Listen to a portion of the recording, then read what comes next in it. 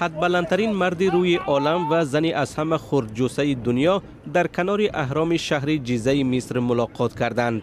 این ملاقات را وزارت توریسم مصر و نمایندگان کتاب رکوردهای گینس تشکیل کردند که هدف از آن رشد ساحه جهانگردی در این کشور افریقای شمالی می باشد. از زمان انقلاب بهار عربی در سال 2011 هم تعداد خواهشمندان استراحت در ساحل بحر سرخ و تماشای اهرام به مراتب کاهش یافت.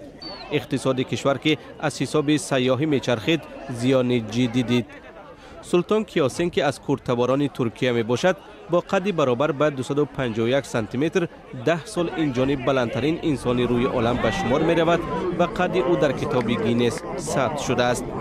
کیاسین 35 ساله تأثیرات خود را درباره مصر چنین بیان کرد: من واقعا هم خرسند شدم. اهرام و نیل را دیدم. میخواهم دیگران نیز امکانیت سیاحت به مصر را داشته باشند و از تماشای نیل و اهرام بهره مند شوند. مصر کشوری عجایب است. قد شریک کیاسین جوت امجی همگی 62 سانتی متر است و از زاده هندوستان بوده در بعضی از فیلم های هالیوود هم نقش آفریده است.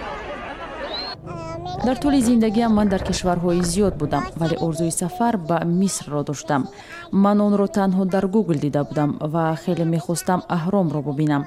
من به نهایت خرسندم که در روبروی اهرام ایستادم و مرا عکس گرفتند. حتی باورم نمیآید.